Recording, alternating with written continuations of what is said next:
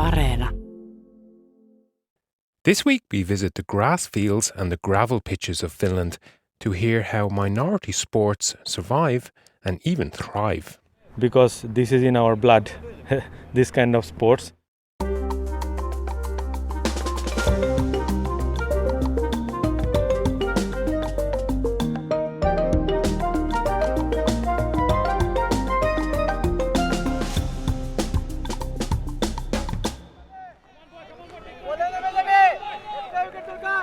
Hello and welcome to All Points North. I'm Ronan Browne and I'm currently standing on the sidelines of a cricket game here in Tampere. This two-day tournament is being hosted by the local Bangladeshi community, but the teams are also made up of players from India, from Pakistan, Sri Lanka, Afghanistan and Nepal. And I'm here because the topic of this week's podcast is a subject that's actually quite dear to my own heart. It's the growth of what we might call foreign sports in Finland. Because regular listeners to this podcast will know that playing the Irish sport of hurling here in Finland, that's the game that I played as a child, has become a very important part of my life. And cricket is another very interesting example of this phenomenon. It's one of the most popular sports in the world, with an estimated 2.5 billion fans globally, but it has never really made inroads in Finland. Or that was the case until very recently. Now, when the Finnish Cricket Association was established in the late 1990s, there were just 4 teams. But now there are 45 teams playing across 5 divisions, from the Finnish Premier League T20 to the National League Division 4. And from what I see and hear today, cricket is thriving in Finland. So I asked Tanver Ahmed Arnab, one of the organisers of today's tournament, how it feels to be able to play his favourite sport so far from home. Yeah, it feels really good because we miss the weather. First of all, the warm weather that we have, but then we still try to manage in summer because this is in our blood, this kind of sports. So it would be really good if we can continue and make a very good, very big group of people who are participating. But I would say that it's developing. It's in developing phase.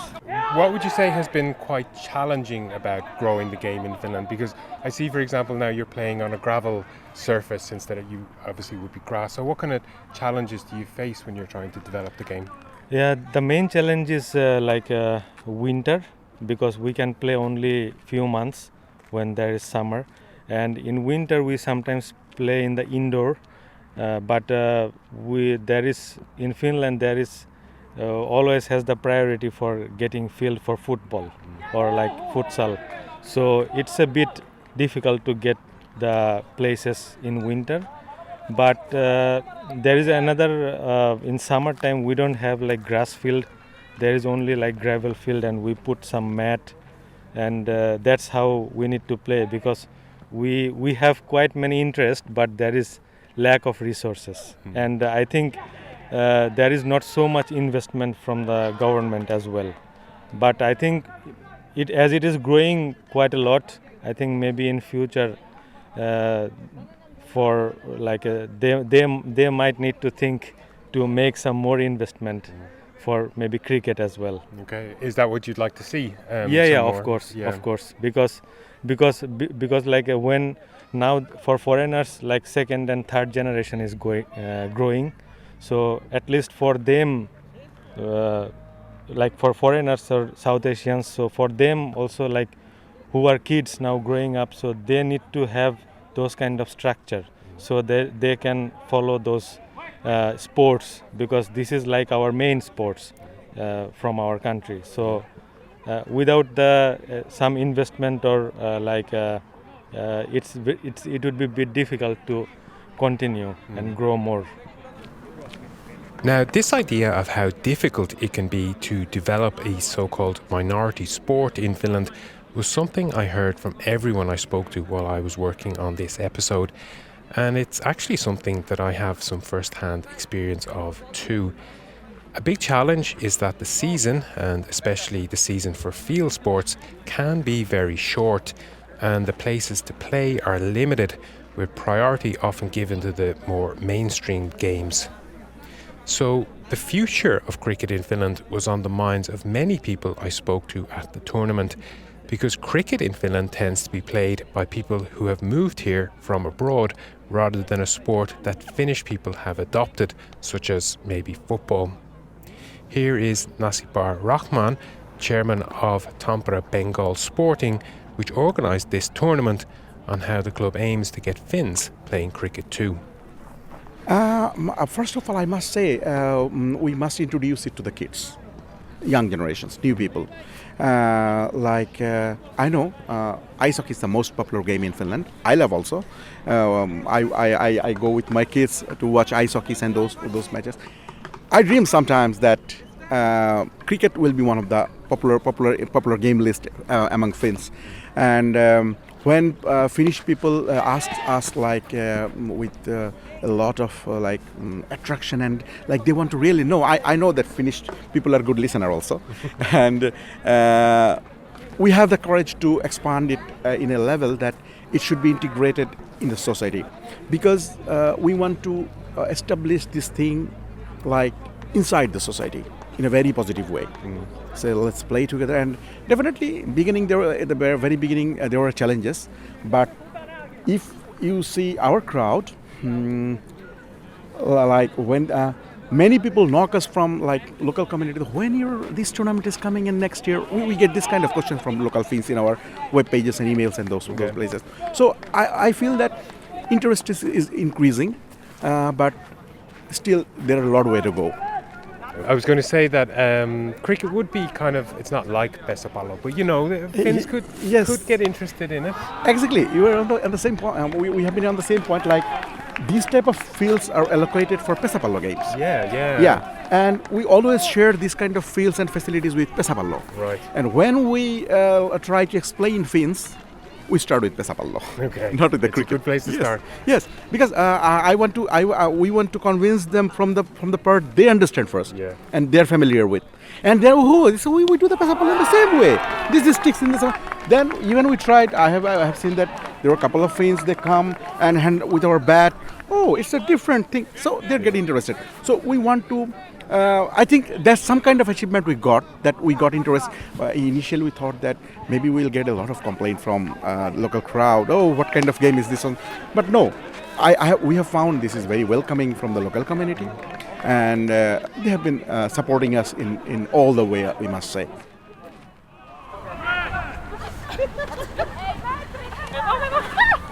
Okay, we have switched locations now to a different part of Tampere, and we have switched sports as well to another so-called foreign game, which used to be very much an outlier in Finland, but it has boomed in popularity in recent years. Now, what you can hear in the background is a rugby beginners course organised by Tampere's women's team, which aims to teach the basic skills and the rules of the sport to newcomers. What I think is most notable here this evening, and I think more generally, is that rugby seems to have grabbed the attention of Finnish people much more than cricket has done so far, for example. So by my count, there are about 40 newcomers here trying out the sport, and almost all of them are Finns. Here's Kera Kupiainen, one of the coaches at this evening's session, on why she decided rugby was the sport for her. For me, it is the multi-dimensional aspects of ball game. You can run, you can pass, you can tackle, you can defend, you can attack. You do everything, and for me, that is the most intriguing thing, to be able to do everything, and limitless opportunities for growth and self-development. How would you describe the rugby scene in Finland generally?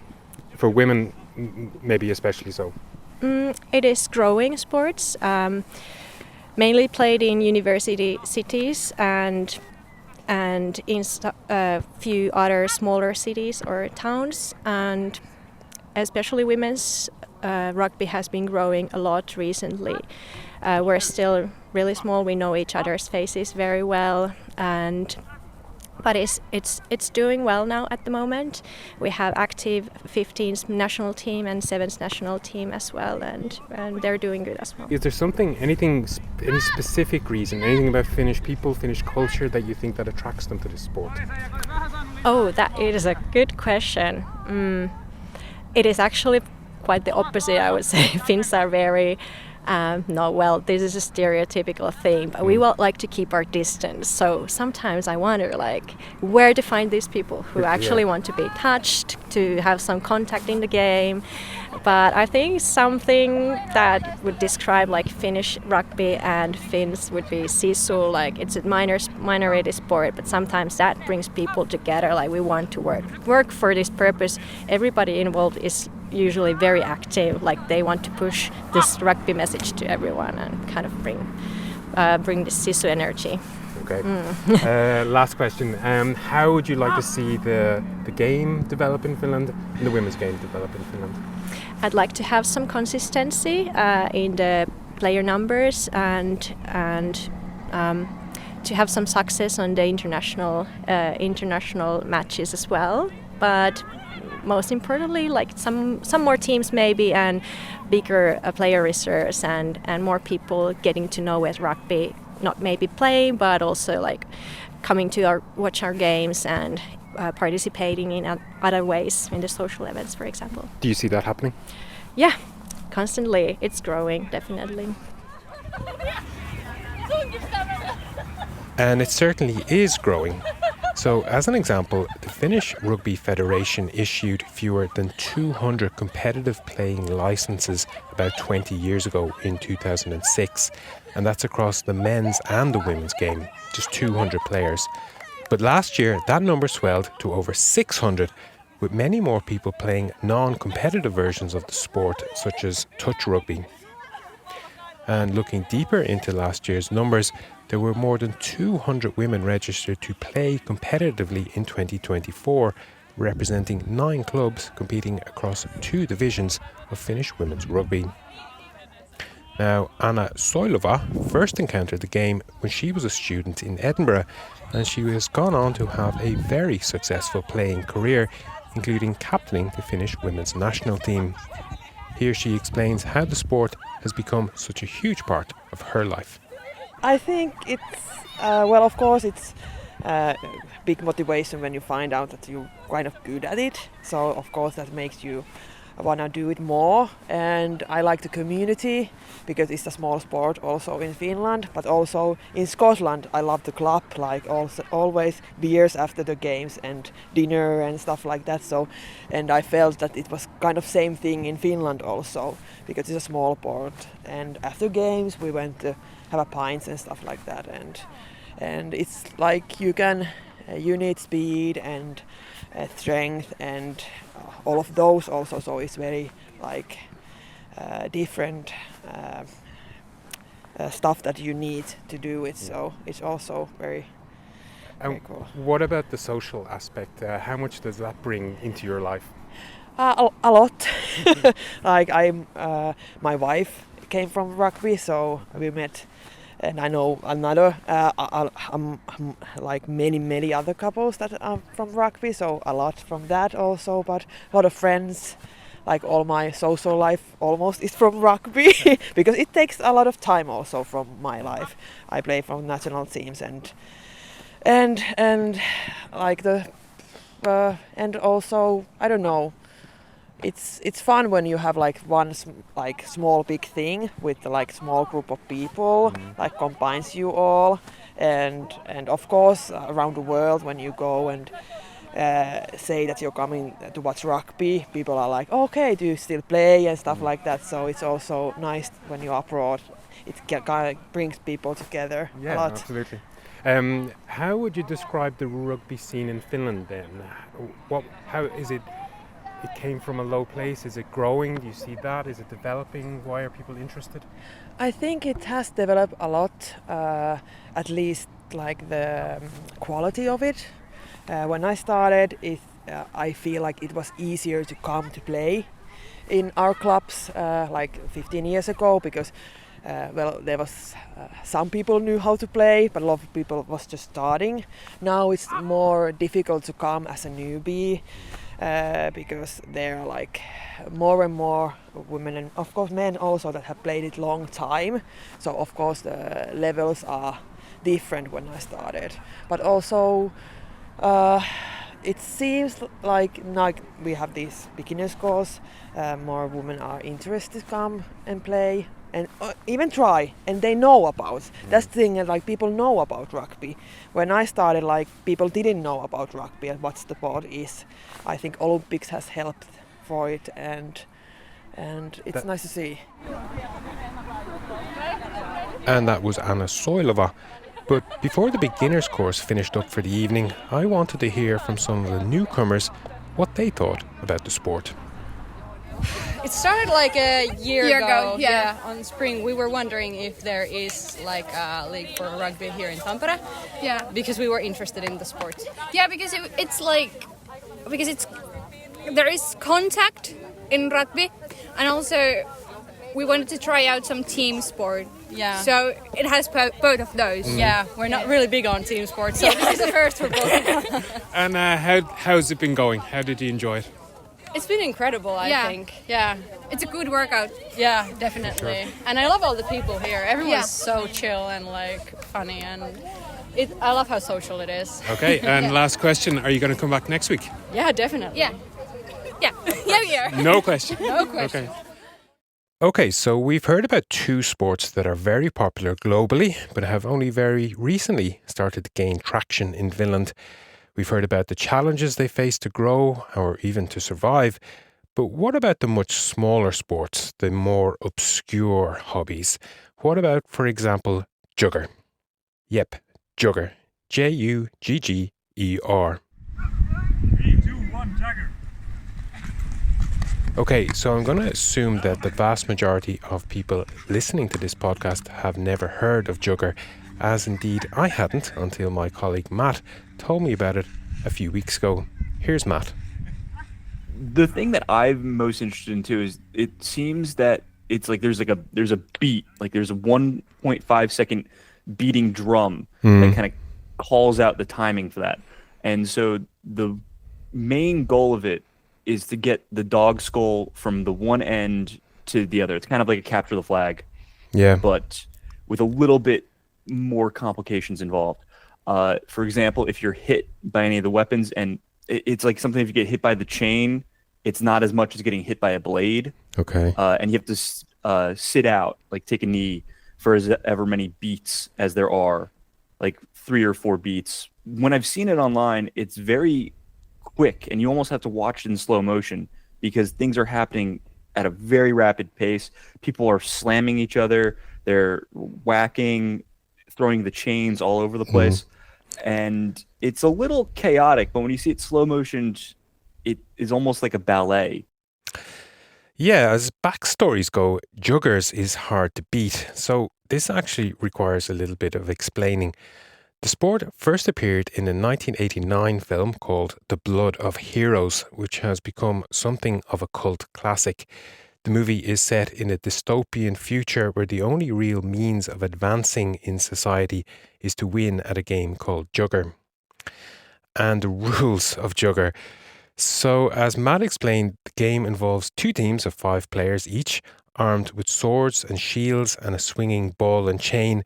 And basically the objective is to place a dog skull, yep, that's a dog skull, on the other team's goalpost. Now, of course, the movie version is pretty brutal, as you might expect, but when people started to play it in the 1990s, they obviously used foam-padded equipment instead of actual weapons, and they did not use a dog skull. But the game has become very popular since then in a few different countries, including Germany, from where Richard Jana, a German national now living in Helsinki, brought it to Finland. Here's Richard on his first encounter with this attention-grabbing sport. Well, I got into it when I still played football, but on the next pitch they were playing Jugger. And I always wondered what is this and what are they doing, but I never really bothered to ask them. But then one day I did, because people who were studying with me also played, and then I said, hey, show me what this is. And well, then for a while I played both Jugger and football, and then transitioned over until I only played Jugger and no football anymore. Okay, so what about the game captured you? Yeah, it's really fun, this fencing. So there's this individual component where you can just spar duels against one opponent and see who comes out on top.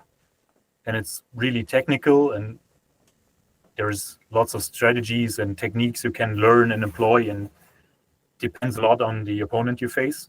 So not everything works against everyone, and taller people, shorter people, there's different shapes of the foam weapons that differ in each matchup. So that's very interesting. And then when you get better, you learn that, well, of course, this is important, but probably more important is the team play and the strategy. And there's infinite depth. Probably not, but further than I've ever gotten in the 10 years I've played. Okay. How do you think that you would like to see the future of Jugger in Finland? Well, of course, it would be very nice if there was another team. And we heard of a team in Turku, but I think they died during COVID probably. Not physically died, of course, but they couldn't train, and then they pretty much stopped meeting, I think. Yeah. We contacted them 2 years ago again, and they said, yeah, they still have the equipment, but I don't think they're meeting and training. So having just another team would be extremely nice, so you can every now and then meet and play against each other or mix up, and also pool players to go to some tournament. That would also help, because we basically have to get on a plane or at least a ferry over to Sweden to reach some tournaments, and that's not everyone wants to do this. Some people just want to do some sport on the weekend and not go to these lengths, and just having a bigger pool of people would really help with that. Again, the things that Richard had to say there about limited resources, about having to travel long distances or even outside of the country to try and play a competitive game are things I heard from others too, and they really resonate with me as well. It's difficult, it's challenging, and it can sometimes be incredibly frustrating to try to develop a minority sport. So why do we do it? Here's Richard's answer to that very question.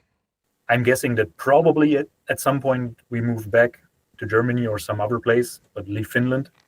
And if it lived on after us, that would also would make me happy in some way, but it would feel very nice to leave some legacy here. Okay, and I think that neatly summarizes what I heard from just about everyone I spoke to while working on this episode. Of course, we play the sports we love for our own personal reasons, but there's always an eye on building for the future generations as well. Now, before I move on, a quick note to say that we hope to continue with this topic in the autumn.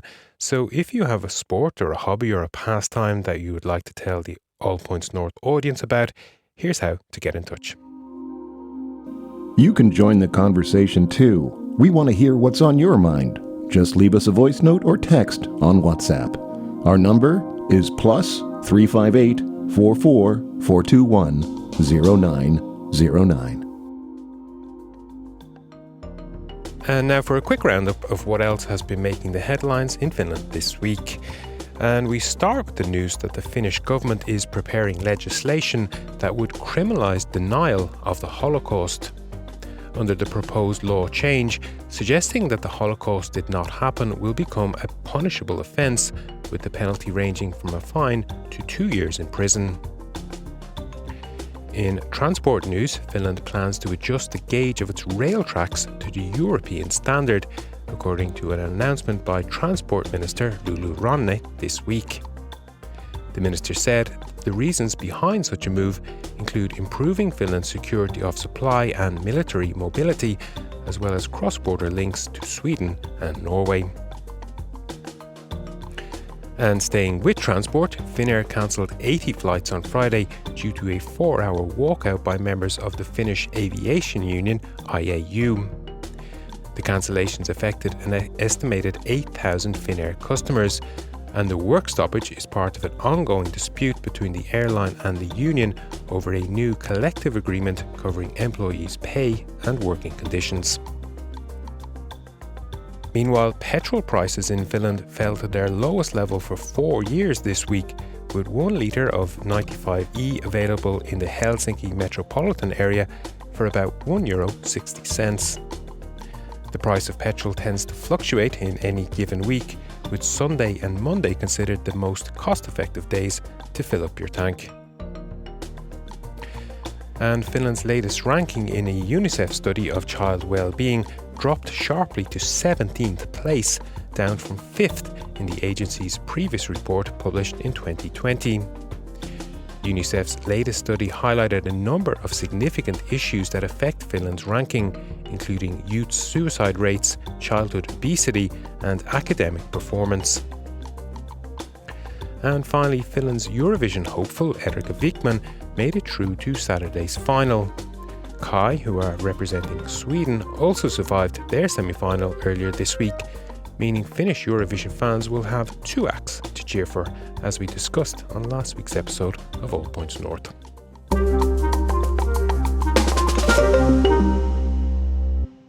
And that's it for another episode. So, as is customary at this point on All Points North, we tend to look ahead to our weekend. And my plans for this weekend are very much in keeping with the theme of this week's episode, as my hurling team in Tampere will be hosting a family event on Saturday morning, as we hope to train Finland's next generation of hurlers.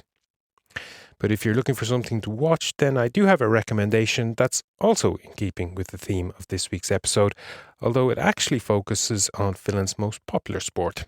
The Legends of Hockey is a 10-part documentary series which profiles the players who have made it into the Sports Hall of Fame, and it's available to watch on Yle Areena. Now that really is all we have time for today. Thank you very much to our audio engineer Panu Willman for putting the show together, and to you for listening to and supporting All Points North. Matt and I will be back in the studio next week, so we hope to see you then. Bye.